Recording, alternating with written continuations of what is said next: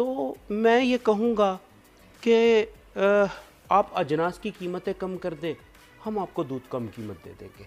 अजनास जो 20 रुपए किलो थी वो अब 120 जब रुपए आप किलो है। उनसे ये पूछते हैं कि ये अजनास जो 20 रुपए किलो थी वो 120 रुपए किलो हो गई है, वो आपको इस पे क्या जवाब पेश करते हैं आपके सामने? असल में जी देखें, अजनास की जो मार्केट है वो इनके कंट्रोल में नहीं है।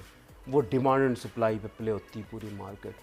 और दूध इनपुट आज़ाद है और आउटपुट कंट्रोल है, तो फार्मर तो दिवालिये होंगे ना। देखिए शाकिर साहब, बड़ी एक अजीब सी सूरत हाल है। पंजाब जाओ दूध का रेट कुछ और है, अंदरूने सिंध जाओ दूध का रेट कुछ और है, कराची मेट्रोपॉलिटन सिटी है, यहाँ पे पता जनाब सारे कमाने आए हुए हैं, यहाँ दूध का रेट सबसे हाई है। क्या ये अजनास क्या मुख्तलिफ शहरों में मुख्तलिफ कीमतों पर मिलती हैं, या फिर अब ये आप लोगों ने खुद ही ये सेट किया हुआ है कि असल यहाँ में इतने जी का? बड़ा अच्छा सवाल है। देखिए, कराची एक कंक्रीट का जंगल है।